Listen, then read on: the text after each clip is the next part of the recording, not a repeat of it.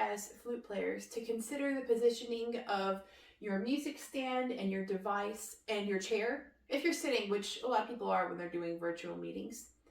And so one thing you really need to consider is actually how we are holding our instruments when we play.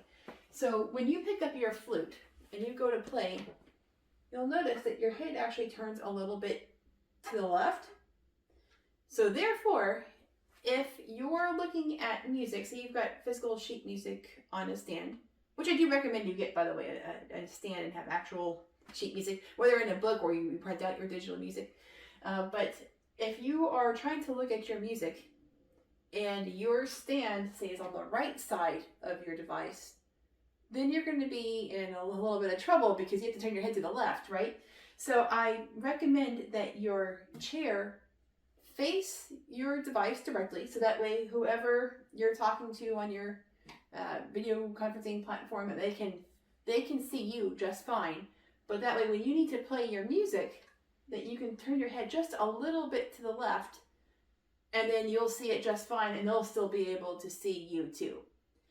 Now, if you are only going to be looking at digital music, and so say it's only going to be on your device, then instead of facing your device directly, then you would probably want to turn it just a little bit to the right, turn it and bend yourself just a little bit, so that way when you turn your head to the left, you'll be looking right at the screen.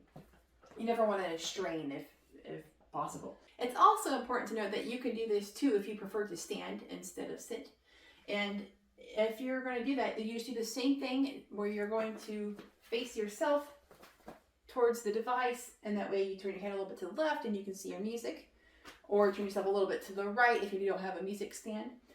But I do suggest actually that you get a standing desk, and sometimes you have those like little adapters that you can get to raise your desk up. So for example, I would have this as my seated position, but I can raise it.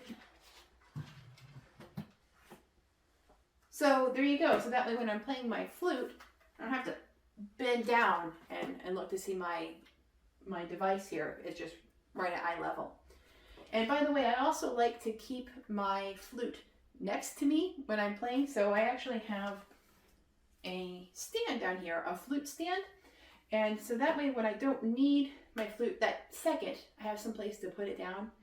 And there are a lot of good ones out there. Just make sure you get a really sturdy one, a nice heavy solid one. This one's Hercules, but there are a lot of them.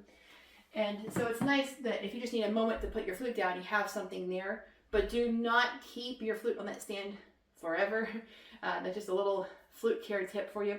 When you are finished with your flute for that day, just make sure that you go ahead and put it back in its case. That's the safest place for it to be. And I actually have a whole free digital course on my website all about flute care and maintenance and all kinds of good tips about finding instruments and things like that too, if you need more information.